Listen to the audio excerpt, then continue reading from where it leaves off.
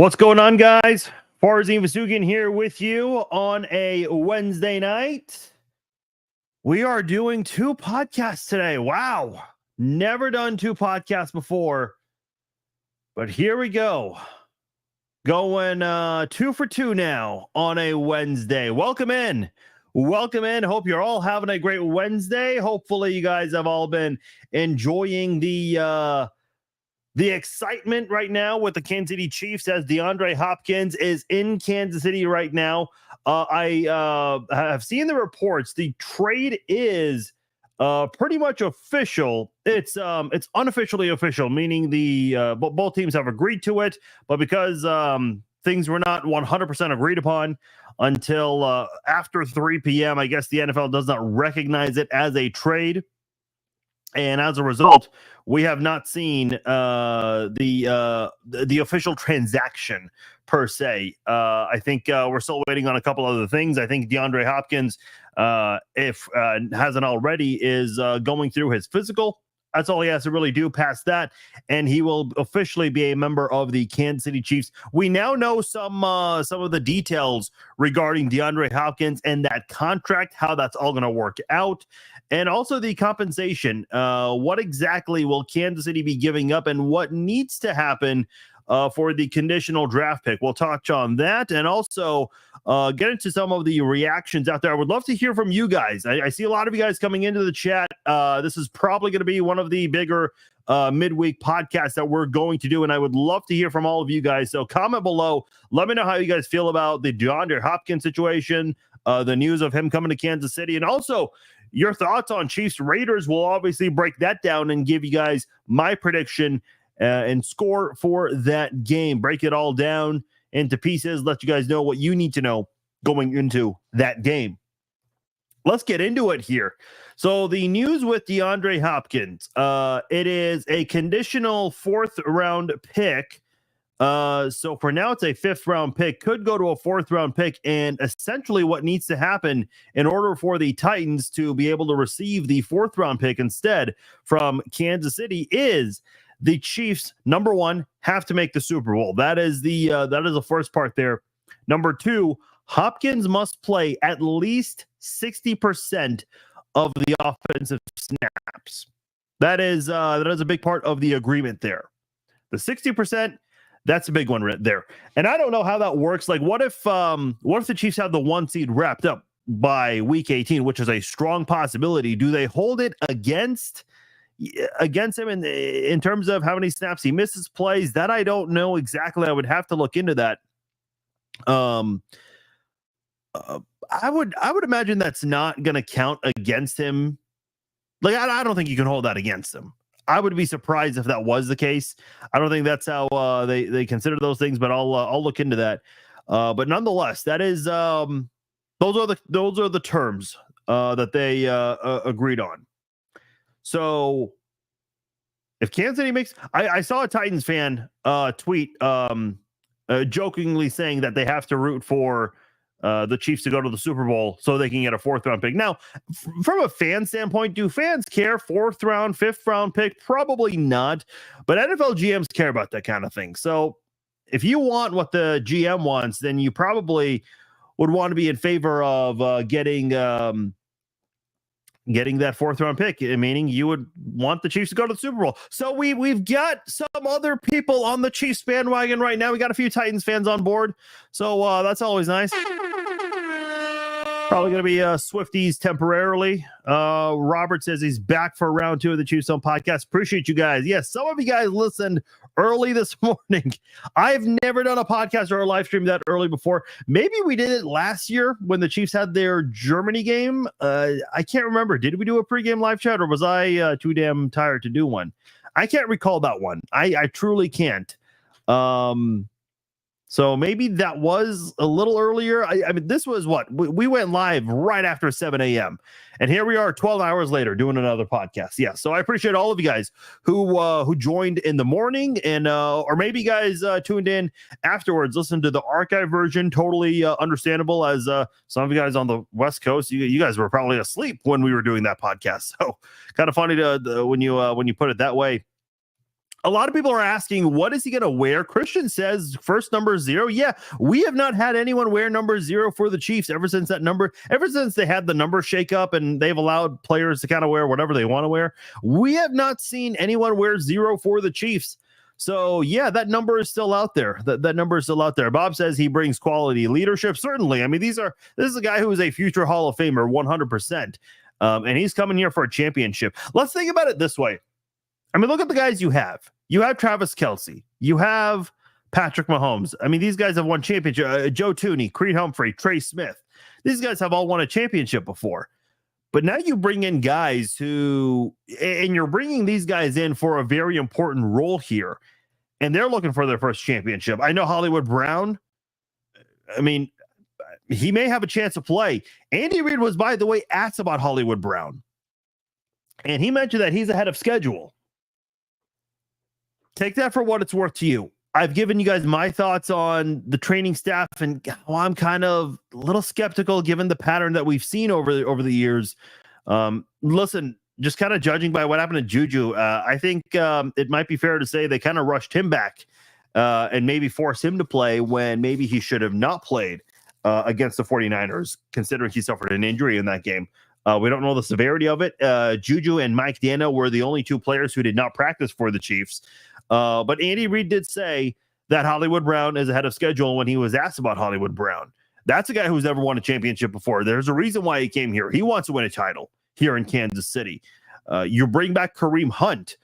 Everyone knows the story with Kareem Hunt. This is a guy who missed out on a dynasty, missed out on a championship run, and he's got an opportunity to be able to call himself a Super Bowl champion before his career is over. You bring in DeAndre Hopkins, who's made a few stops in the NFL, a phenomenal football player, but has never won a championship. And he's coming to Kansas City to do. He was supposed to come a year and a half ago, but everyone knows the situation. They were kind of held up with the whole Chris Jones negotiation there, and the salary cap just was not in the best spot at the time. And Hopkins had to sign somewhere because he had to get to training camp, learn a team system and whatnot. And he ended up picking Tennessee and wasn't very happy with things in Tennessee. And Tennessee's kind of a selling. They're a seller right now.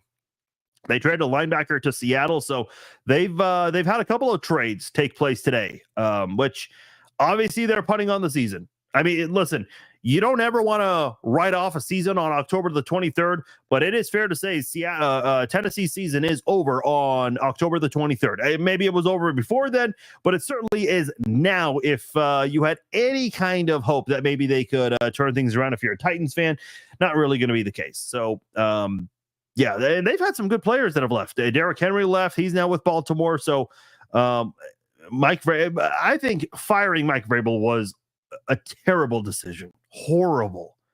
But that's a topic for another time. So DeAndre Hopkins, he is now in Kansas City. And this is now a situation where, again, I mentioned those guys like Hopkins, guys like Kareem Hunt, Hollywood Brown, who it sounds like he's going to play at some point this season. These guys want a title, and maybe, the injury concerns are there, certainly understandable, but this is a team that's looking to three-peat. You know what's so unfortunate? I mentioned this morning, but I'll say it here if you guys did not hear me say it before. You know what's so crazy is the Chiefs have on their roster, under contract, they have Hollywood Brown, they have Rashee Rice, they have DeAndre Hopkins. They have Xavier Worthy, Juju Smith-Schuster, Kareem Hunt, Isaiah Pacheco, Travis Kelce. Noah Gray's been playing better this year. Dude, if all of those guys were healthy, there is no way in hell the Chiefs lose a football game. I think they're seriously, if all of those guys were with the team in training camp, I guarantee you there would have been a serious discussion across the board nationally if the Chiefs would have gone undefeated this year. Which, listen, that's not happening this year. We know that. But, man, woulda, coulda, shoulda. Listen, I don't like getting into hypotheticals and pretend fantasy football and all that, but I can't help but wonder, what if you had this receiving core? What if everyone was healthy? Oh, boy, it's unfortunate, but that's just the way the cookie crumbles sometimes. That's just the way it all pans out.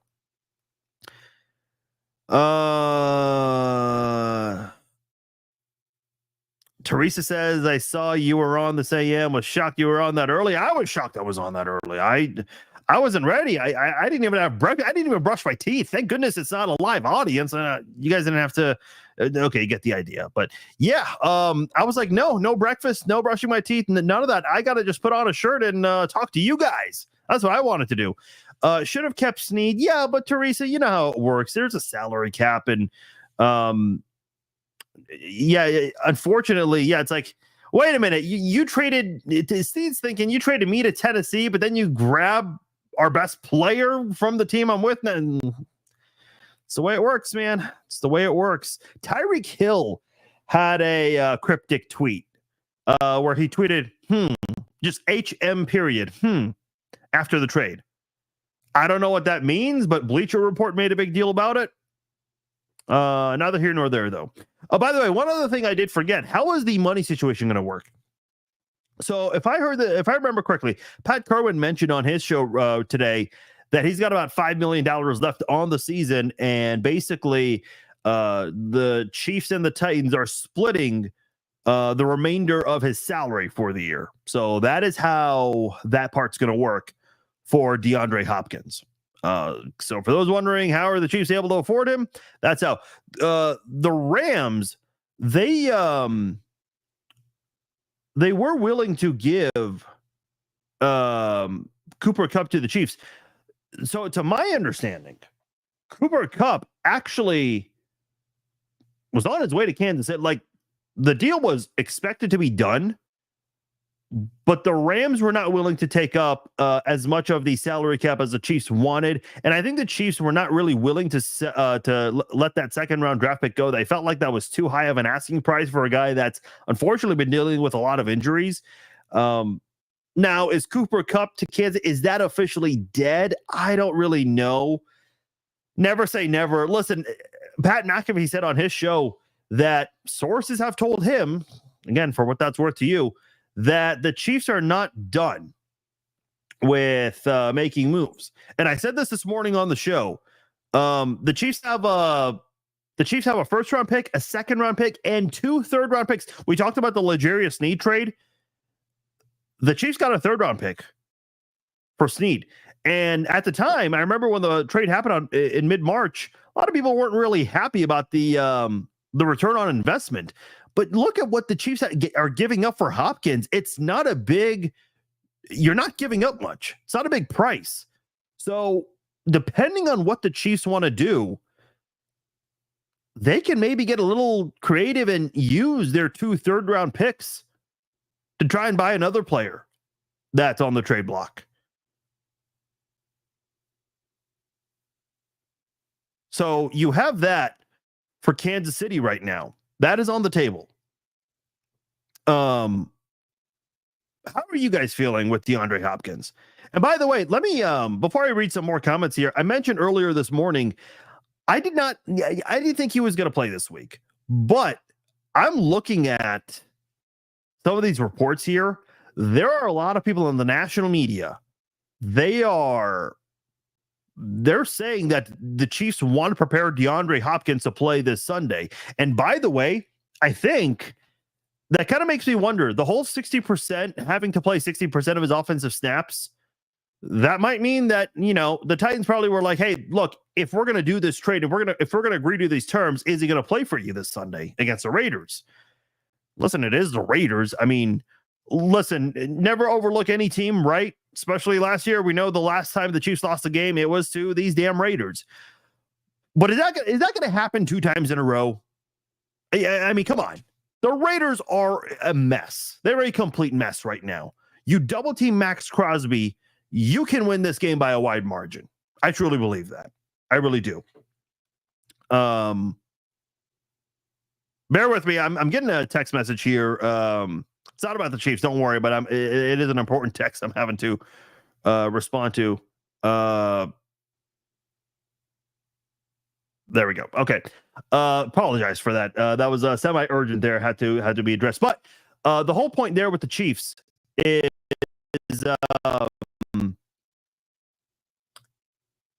you can have DeAndre Hopkins on the field against the Raiders, and that can kind of be his preseason game. How many snaps does he play? I don't know. Now, I said this morning. DeAndre Hopkins only knowing, maybe 5 plays from the playbook. It's not much. And again, he just got to Kansas City at some point this afternoon. So he didn't practice today.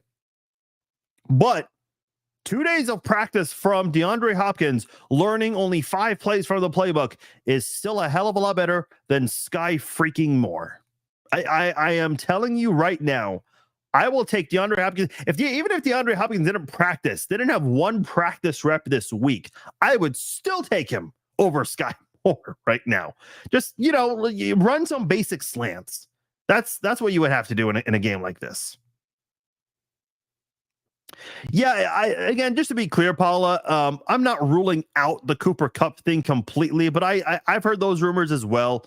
I don't think he's coming to Kansas City. I really, if I had to bet on it, I'd say no. Now, to be clear, I was also the same guy who said the Chiefs were not going to do anything. They weren't going to trade for someone unless they can restructure someone's deal. And not that this was a restructure situation, but they were able to work out something with the Titans to where they could split the remainder of his salary. And I've seen a few people ask this: why would Tennessee agree to a deal like this? I think Tennessee was just willing to take anything that teams were willing to give them, and they probably let DeAndre Hopkins control the trade a little bit in terms of the destination he wanted. And Kansas City just happened to be that team, a team that he was under their radar. If you saw, I posted this in the offseason, and a few people were like, what's your point about this? Andy Reid ran into DeAndre Hopkins, and someone captured that moment in the offseason.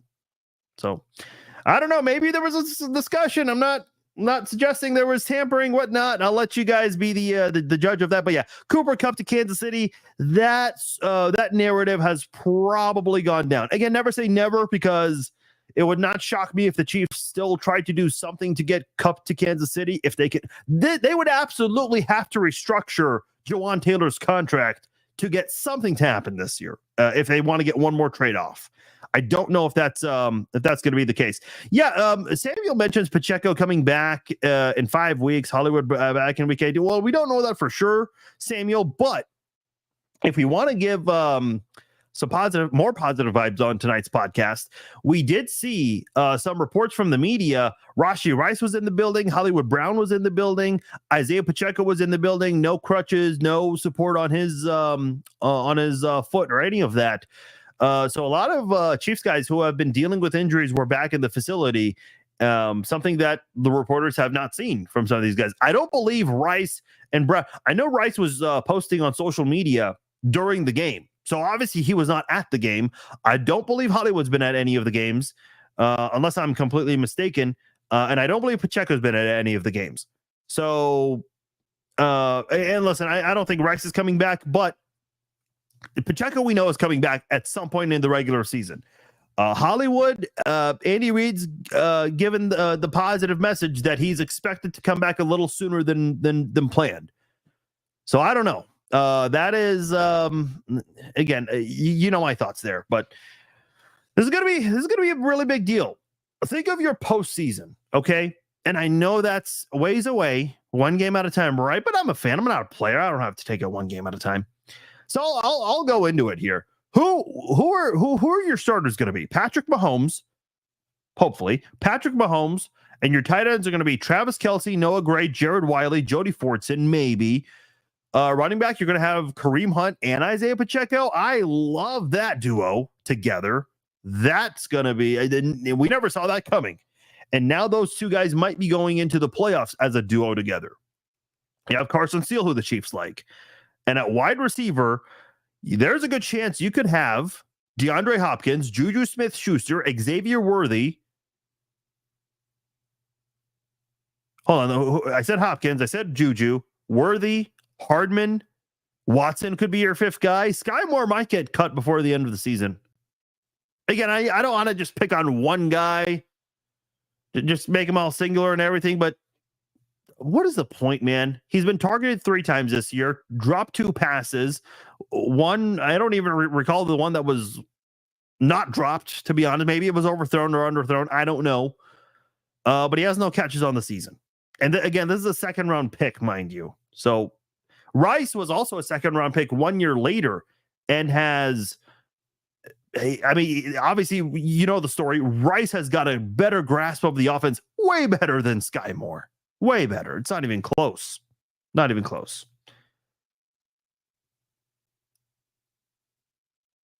Yeah. So by the way, the picture I've been posting of DeAndre Hopkins, that is a Photoshop I've been keeping since last year because he didn't join the team last year. And I thought to myself, you know what? Never say never. I'm going to hold on to this picture. Dude, I am so glad I held on to that picture. I was going to delete it and was going to regret it, 15 months later, but no. He made his way to Kansas City eventually, because I think at the time people thought it was either going to be Chris Jones or DeAndre Hopkins, because people weren't sure, is Chris Jones gonna end up in Kansas City? Thankfully, they figured things out. They figured things out eventually, but you got both. You got both when you least expected it. Is Hopkins going to be the player he once was? Listen, people are looking at his stat line, and folks, Will freaking Levis was his quarterback. Now, I know Patrick Mahomes has been throwing some interceptions. Now, a couple of them have not been on him, but Will Levis, I mean, that dude's been doing a really good job of doing two things. One, throwing the ball to the opposing team, and number two, putting mayonnaise on his coffee. Google it. Mayonnaise on his coffee. I probably just gross a few of you guys out, but hey, that is Will Levis for you in a nutshell. I'm sorry. Every time I think of Will Levis, I think of the NFL draft in Kansas City and how, all the players were at Union Station. That was the green room during the draft. And they kept showing Levis. They do this every time someone falls in the draft unexpectedly, and Levis was there for a long time. He didn't make it out of the first round. And, you see all the Union Station shots in the back. If you've been to Union Station, you kind of get, the scenery and everything. If you've never been there, it probably wasn't a big deal to you. But every time I think of Will Levis, I just think of, Union Station and how they kept showing him during the draft. So, yeah, a lot of people, a lot of you guys are on Sky Moore. The $1 million question, why is Sky on the team? Bob says, I heard Sky finally caught a cold. John says, why is Sky Moore still on the team? I love how everyone, there's a different spelling for Sky. Robert spelled it with two Y's, which is correct. John spelled it S-K-Y-E. Bob spelled it with one Y. I mean, so many different spellings for good old Sky Moore. Listen, he had that nice punt return against the Bengals and the corn dog play. That's it. Speaking of corn dog play, let's get into this one here. What have the Chiefs done each of the last 3 years? Trade for a wide receiver mid-season. They traded for Kadarius Toney 2 years ago. Well, what happened to Kadarius Toney? Had a couple flashes, but his biggest flash was a punt return touchdown in the Super Bowl, longest punt return in Super Bowl history. And what else? He was also responsible for catching one of the two corn dog touchdown plays. So that's what, even though Kadarius Toney had a very short-lived stint in Kansas City, only a year and a half, a lot of drops, a lot of injuries, it was still worth it. Brett Veach even said in a press conference he would do that trade all over again. And then what about last year? You went and brought back McCole Hardman from the Jets, who was hardly being used by the Jets. Now, McCole Hardman was inconsistent last year, but how did it all end? A touchdown pass in overtime to McCole Hardman on the corn dog play. Well, they called it Tom and Jerry last year, but anyway, it was essentially the same play.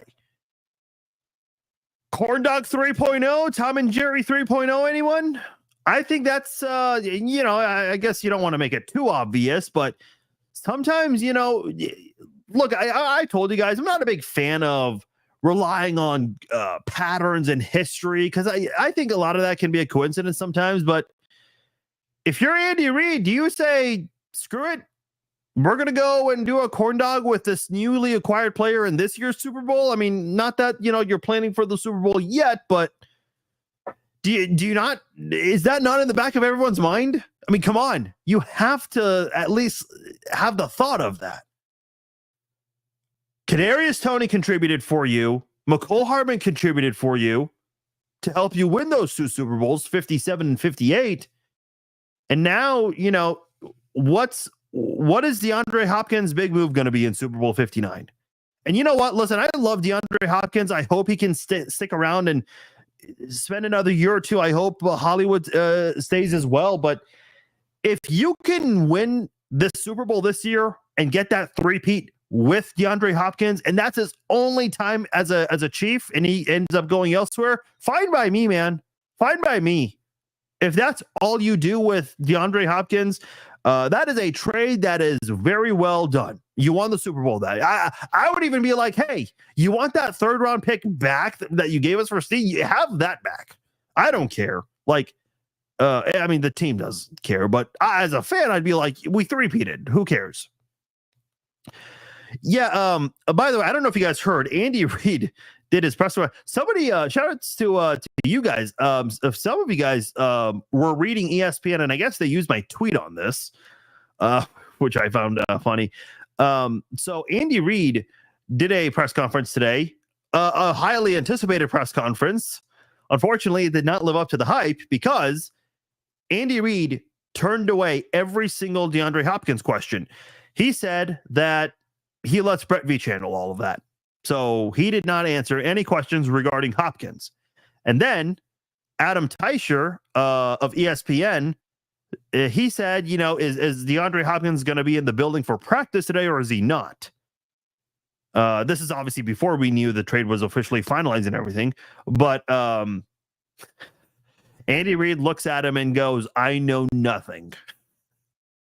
That is translation for the trade is not official. We cannot say anything. The Chiefs and Titans have not acknowledged anything yet, so we still kind of have to wait on that. But it is unofficially official. That is what we know. That is what we know right now. Yeah, it's going to be interesting to see what the corresponding move is, dude. If Sky Moore is the corresponding move that they cut, there's going to be a parade in downtown Kansas City tomorrow. There absolutely will be. There absolutely will be. Yeah, I mean, let's say he didn't have a QB. Mayo on Cuffy's disgusting, but Mahomes puts ketchup on his eggs. Yes, but Mahomes is a 3-time Super Bowl champion and a 2-time MVP, so he can kind of do whatever the hell he wants, Mike. Okay, Robert asked a really good question here. What do they see in Sky? Can't catch, no separation, speed, no size, time to move on. Okay, this is a really good question here. I'll answer this for you. I don't know what they see in him, but here's what I do know. Andy Reid's going to keep going back to him. Unless they feel like they have too many guys and they got to let someone go, then I do think Sky Moore's the odd man out. But for now, look at last year. They kept going to Kadarius Toney, even though he was a liability and cost the Chiefs some games last year. Up until, they felt like enough was enough. MVS was a liability last year too. But the difference between MVS and Kadarius Toney was MVS drops or hand issues, catching issues, were not bouncing off his hands for multiple picks throughout the year. That was not the case with MVS.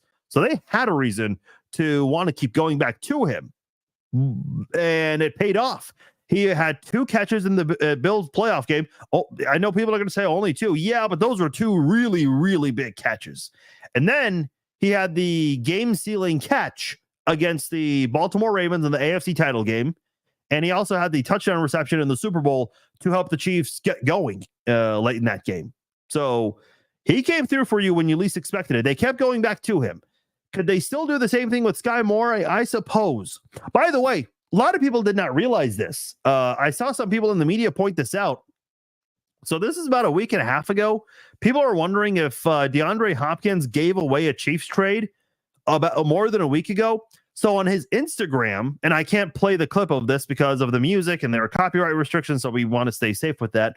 But DeAndre Hopkins and his family, they're in the car singing Taylor Swift songs.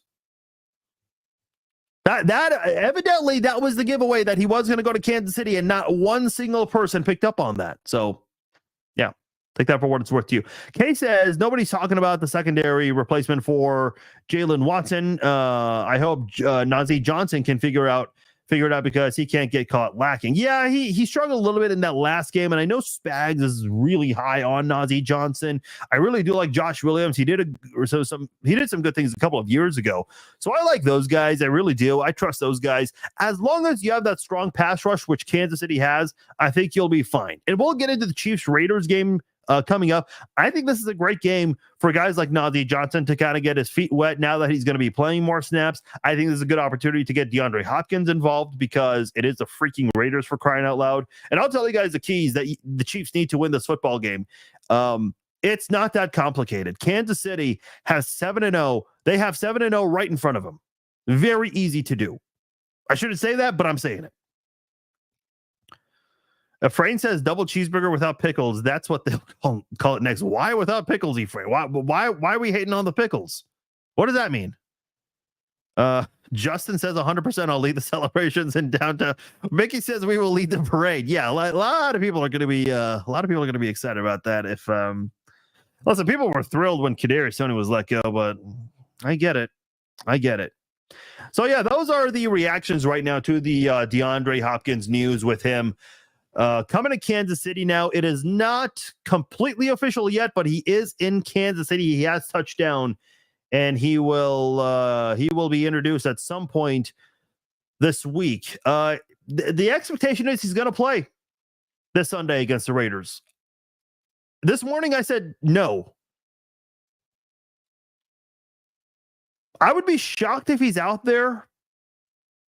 But again, it is the Raiders, so I can kind of see it. Like, you can let that be his preseason in a way. Maybe, not that anyone wants to hear this, but maybe in the beginning of the game, Sky Moore, Justin Watson have more snaps, but then you kind of transition midway through the game and let Hopkins play more of the on offense. Maybe that happens. I'm not 100% sure, but I think that can. I think that's how you can transition to Hopkins in that game. I'm very curious to see what happens. I'm really excited to see what that's going to look like. Chris says more good news is that Pacheco put on his Instagram a video of him running a few days back. That's good and all, Chris. Here's the thing, and I don't mean to push back on the excitement for that kind of thing. I'm going to come off like a hater when I say this. I don't make a big deal about these training videos from athletes. I've seen so many times athletes post videos of themselves in rehab, and everyone in the comments, oh, he looks good. He's ready to come back. It's just rehab. I mean, listen, these guys are athletes. If we all suffer the same injury, they're going to give us the timeline for rehab and everything. It's going to be like, those things for rehab are designed for the laziest person ever. Like the most unathletic, least mobile person of all time. These guys are athletes. These guys will always look good when they're in rehab or in the gym. I remember a friend of mine in college, Eric Hosmer of the Royals. At the time he was with the Royals, he posted a picture of himself. It was just a picture of himself, holding weights below his waist. And obviously, you could see the sweat on his shirt. And someone said, oh, he looks really good working out. Well, yeah, no shit. He's a professional athlete. So we'll see. You love Taste Test Tuesday. I appreciate it, Teresa. I love when people love Taste Test Tuesday. I'm always open to suggestions, by the way. I have a lot of ideas in mind, but if you guys have other ideas, let me know and I'll consider it. I'll put it on the list. We definitely got to do Halloween candy. That's coming up real soon, or something Halloween related. We'll get into that later. For those who don't know what I'm talking about, Taste Test Tuesday is Facebook exclusive. So just go to Facebook, type in my name in the search bar, and type Taste Test Tuesday after it. You'll know what I'm talking about. Anyway, let's get out of this topic for now. We'll get into DeAndre Hopkins a little more here, but let us go into the game on Sunday. Chiefs, Raiders. The Chiefs have won 12 straight games. The last time they lost the game was against these damn Raiders. That was on Christmas Day. By the way, during this 12-game win streak, the Chiefs, they've beaten 4 teams twice. They've beaten the Bengals twice during this 12-game win streak. They beat the Chargers twice. One of them was the backup bowl, a Week 18 game. But still beat them twice. They beat the Ravens twice. The first one being in the AFC Championship game, and another time they beat they beat a team twice, the 49ers, in Super Bowl 58 and this past Sunday. So the Chiefs, during the win streak, They faced 4 teams twice, a lot of these teams twice. And by the way, I love Bengals fans who, by the way, are very silent. They're almost as silent as Raiders fans recently, which is interesting. They're always like, oh, well, the Chiefs don't play in the AFC North.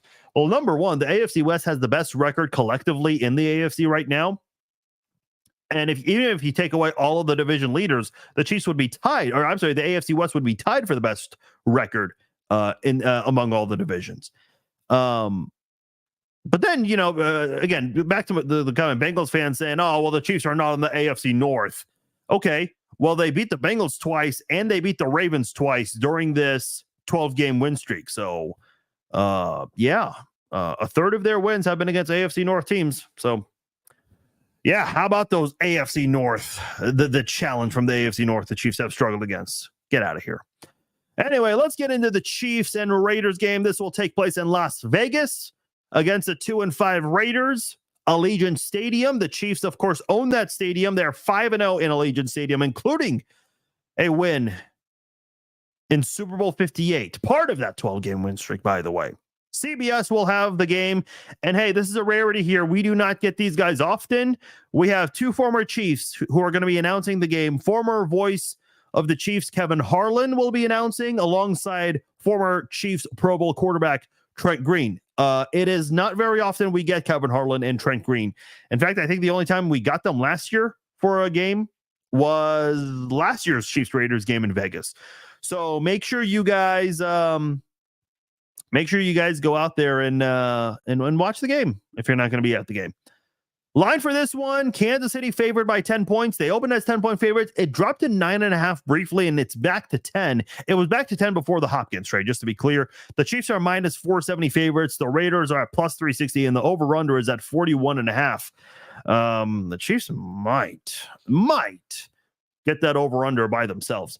Head coach of the Raiders, Antonio Pierce, was the head coach of Long Beach Poly High School in Cali from 2014 to 2017. Then he was an assistant coach for a few years, I should say, with ASU, Arizona State University, that is.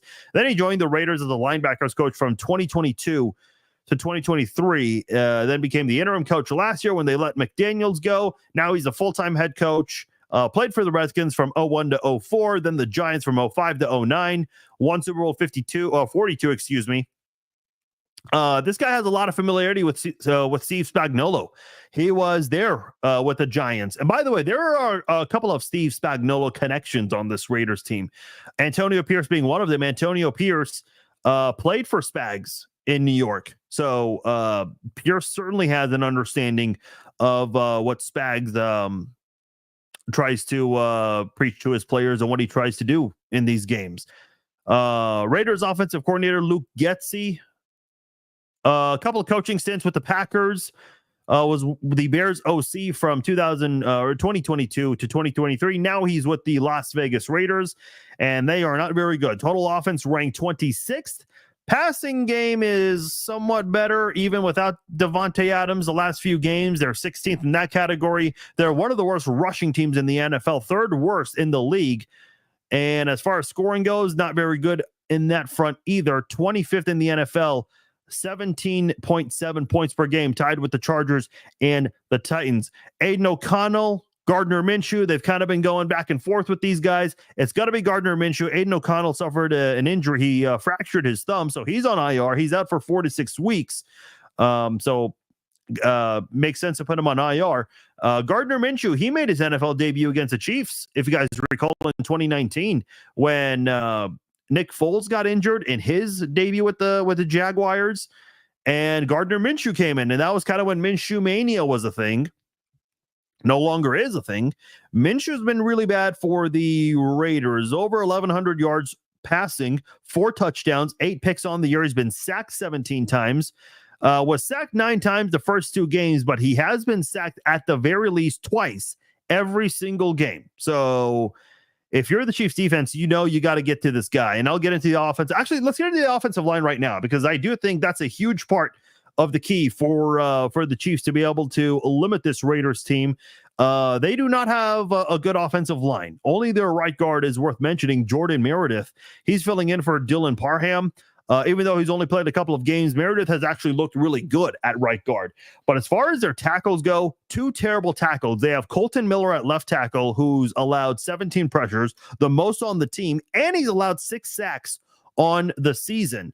That's who Felix Anudike-Uzomah is going to be going up against, assuming Mike Dana is not going to play.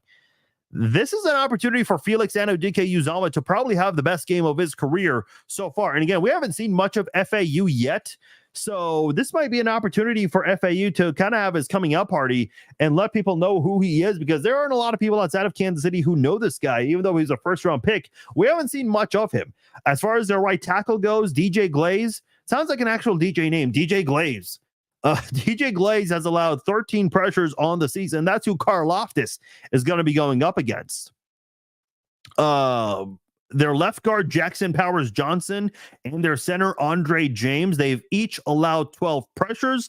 That's who Chris Jones is going to be seeing a lot of, those two guys. So, Karlaftis, FAU, Chris Jones, Mike Pennell. I'm expecting some really good play from the Chiefs defensive line in this one here.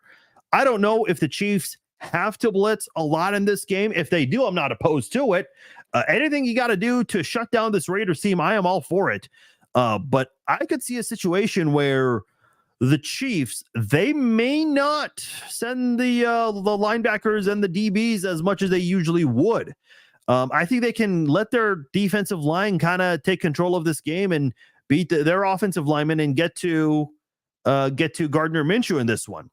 And if they struggle with it, I'm sure Spags will adjust and change it up as he always does. As far as some of their skill position players go, let's start with the running backs, Alexander Madison and Zamir White. I remember Zamir White having that big run to seal the game against the Chiefs last year. But this year, they're not really good. Madison averaging 3.6 yards per carry. White's averaging 3.2 yards per carry. Madison did have a good game against the Rams, though. 92 yards rushing, by far the best he's had this year off 23 carries. Not the best number off 23 carries, but it's the best he's had so far this year. So their running game is not very good, to say the least. But who has been very good is their tight end, Brock Bowers, the rookie they drafted. I believe with the 13th pick, he has 477 yards on the season. That is the most among all tight ends in the NFL, and that is the 8th most in the NFL. So Brock Bowers, top 10 in the NFL when it comes to receiving yards. He's got only 1 touchdown on the season. Nobody has multiple touchdown catches on the year for the Raiders. He's got 47 receptions. That's the 2nd most in the NFL behind Chris Godwin, who unfortunately suffered an injury, and he's going to be out indefinitely. Bowers did have 10 catches for 93 yards against the Rams. That's his 3rd game this year where he's at 90-plus receiving yards. He's yet to get himself a 100-yard receiving game. Now, keep in mind, George Kittle, he had his day against the Chiefs. Did pretty well against Justin Reed, who he matched up against for most of the game. 6 catches for 92 yards against the Chiefs. So that was good to see George Kittle go out there and have a good game. And listen, he's George Kittle. He's one of the best tight ends to ever do it. So good on him, able to get the best of Justin Reed. Hopefully Justin Reed and the Chiefs can do a better job against a guy like Bowers. I think the key to getting to Bowers to kind of have a quiet game, one is definitely getting to Gardner Minshew. I'm sure the Raiders are going to try to come up with some sort of a game plan where they're going to have a lot of quick throws to Brock Bowers, and you can do that with tight ends. It's much more doable with tight ends. But you got to be very quick about that kind of thing, because it can definitely cost you if you're not quick about it or if he's covered. I'm hoping that with Kansas City, and I know they've struggled against tight ends this year. It was really bad early on against the Bengals and all of their tight ends, and also in week 1 against Isaiah Likely. Kyle Pitts did have that one big catch in week 3, but that was the only thing he was able to do against Kansas City. And since then, the only time Kansas City's really struggled against tight ends was against George Kittle here. So here you are facing Brock Bowers, who's one of the, not just one the best tight end, but one of the best pass catchers in the NFL this season. But maybe with Kansas City and the defense, everything that this defense stands for, maybe they can limit a guy like Brock Bowers by using experience versus inexperience. That's what I'm very curious to see. So I'm sure the Chiefs, that matchup with Justin Reed will be very intriguing to watch. Jacoby Myers is their 2nd best pass catcher, but It's not certain that he will play. He was limited in practice due to an ankle injury, and he has 25 catches on the year for 273 yards and a touchdown. When you look at the last game, Myers had 3 catches, Madison had 3, Harrison Bryant had 2, Zamir White had 1, DJ Turner had a couple of catches. The Raiders had 206 receiving yards altogether against the Rams. Bowers had almost half of that in last week's game. So that's how good Bowers has been. Meanwhile, the rest of the Raiders, not so good. Not so good at all. So that is the Raiders offense in a nutshell. Let's flip it over and go to the Raiders defense, coordinated by Patrick Graham, coaching college football from 2002 to 2009. Coach at Wagner, Richmond, Notre Dame, and Toledo. Then he joined the NFL and has had several stops with the Patriots, the Giants, the Packers, the Dolphins. He had another stint with the Giants. As a matter of fact, actually, never mind. He was with the Giants way later, but I thought he was maybe there when Spags was there. But no, never mind. That's a different coach on the Raiders that I'll get into. But he was the Dolphins defensive coordinator in 2019, then for a couple of years with the Giants DC, and then he made his way over to Las Vegas. Raiders defense kind of up and down in certain areas. They're 11th in total defense. They're 8th against the pass. By the way, the Chiefs are 10th in total defense for comparison there. The Raiders are 23rd against the run. I think you all know who's going to be cooking in this game. And they're also 29th in points per game allowed, 4th worst in the NFL. They're giving up more than 26 points per game. Obviously, when you think of the Raiders defense, the first guy who comes to mind is Max Crosby. He has had a sack in 5 of the 6 games he's played. He did miss 1 game this year. He had an ankle injury in week 4. That's the first time he's ever missed a game in his career. And that's pretty impressive considering the amount of snaps this guy plays. He plays a lot of snaps. He's had 6.5 sacks on the season, had a sack on Matthew Stafford last week.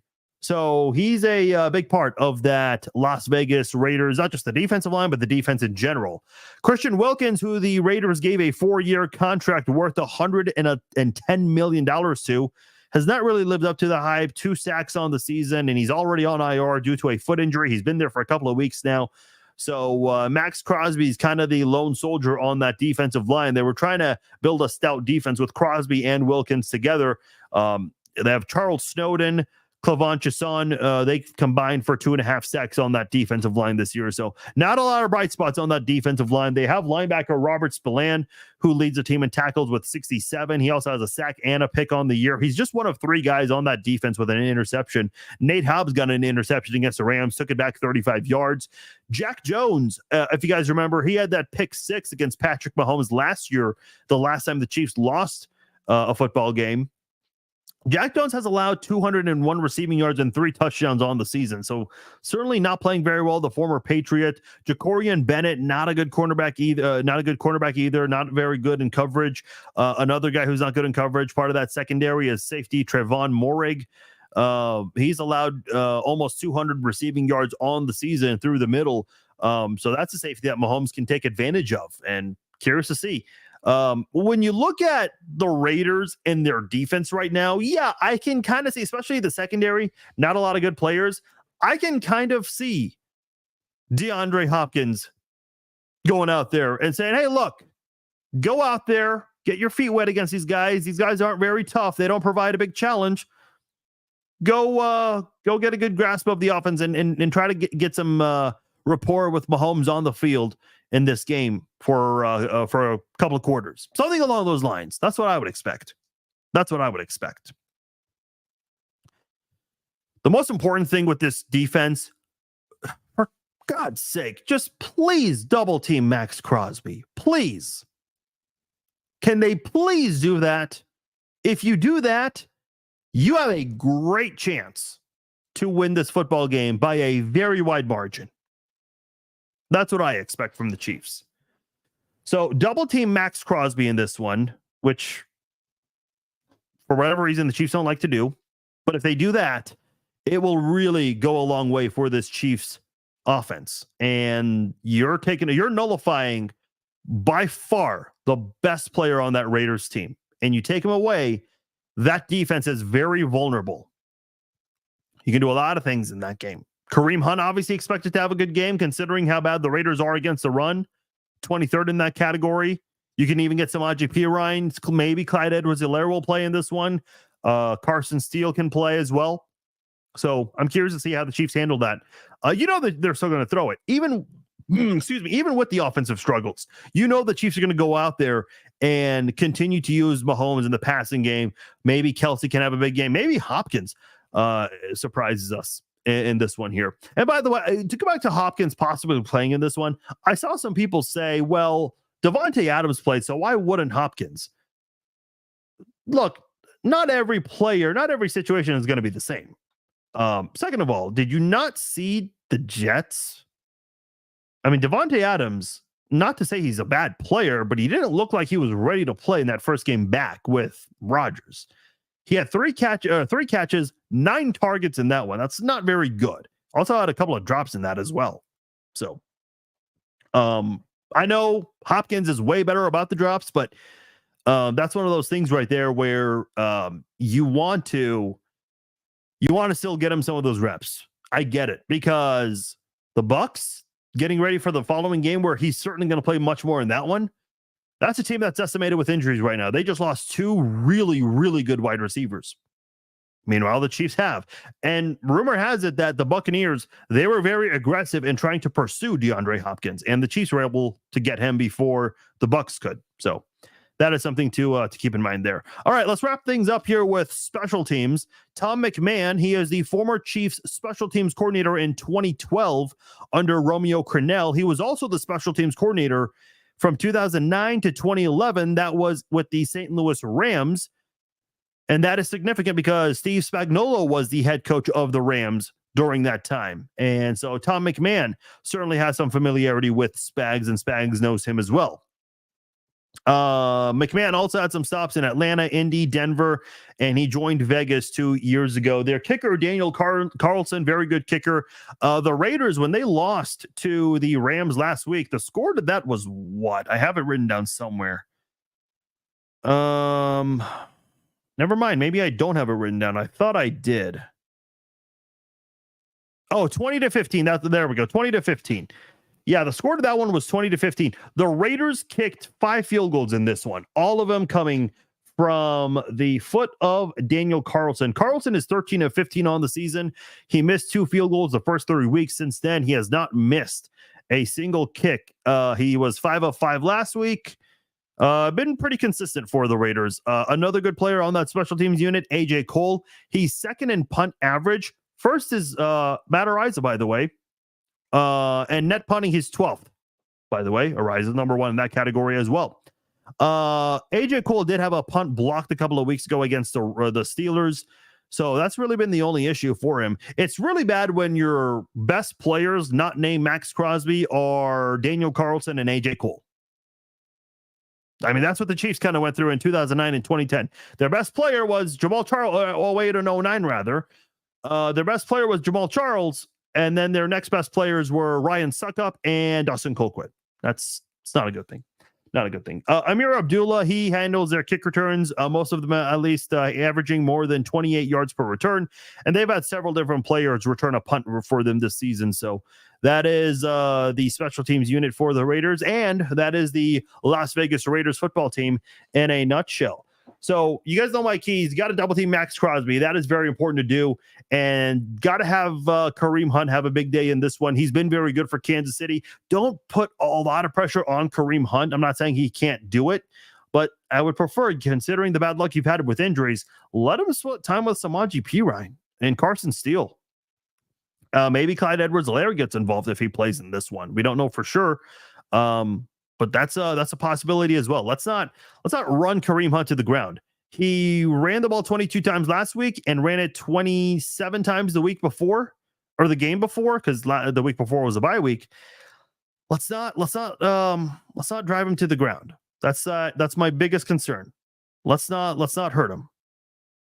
As far as the defense goes, I'm expecting a huge game from that Chiefs defensive line. I really am. That Raiders offensive line is not very good. So I think the Chiefs can definitely take advantage of the weakness that the Raiders have on that offensive line and go to work there. Yeah, Micah, I was going to go to this point now. Micah puts in the quote, it'll get handled when it gets handled. Before we wrap up here, and before I give my score prediction,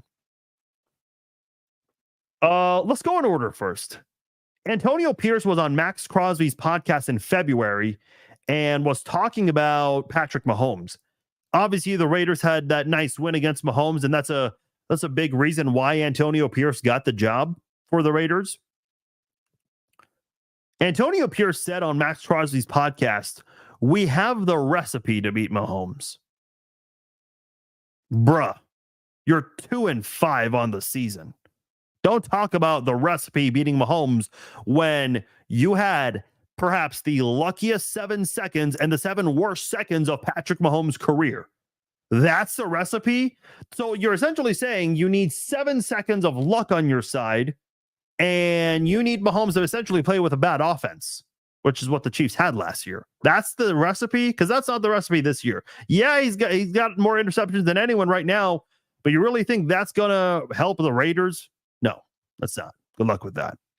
Then Trey Taylor, their rookie defensive back who just started playing for them, only played special team snaps last week against the Rams.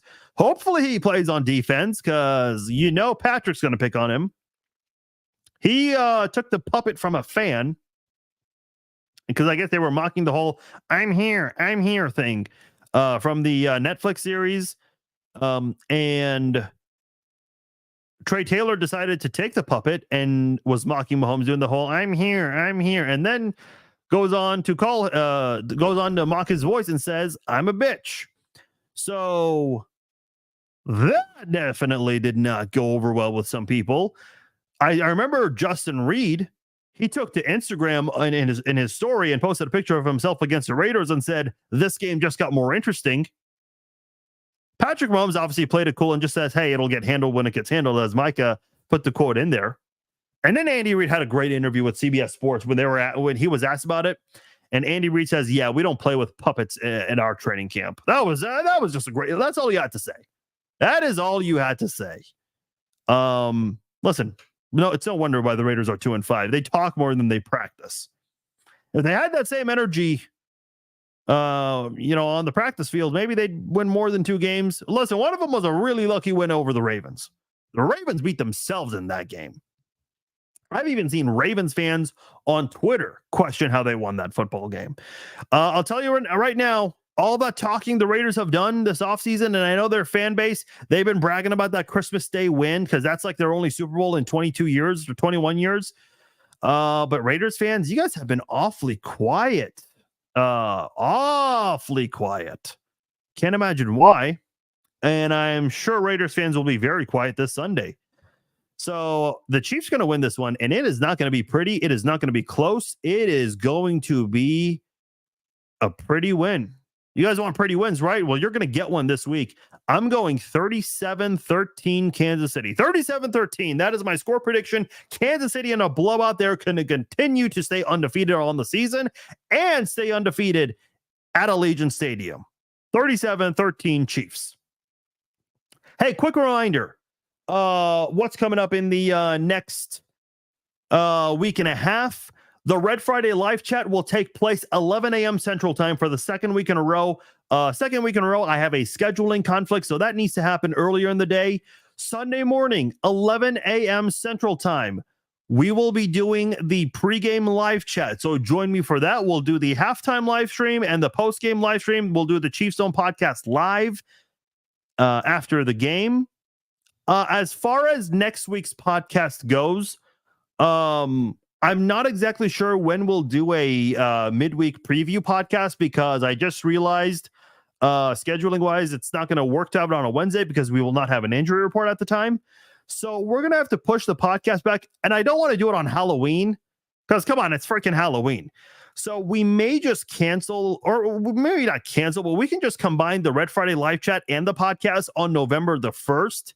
That might be what we do. We're probably going to do the podcast on Friday in terms of previewing the Bucs and the Chiefs. So you'll have the entire weekend to listen to it in case you miss it on Friday because the Chiefs play on Monday.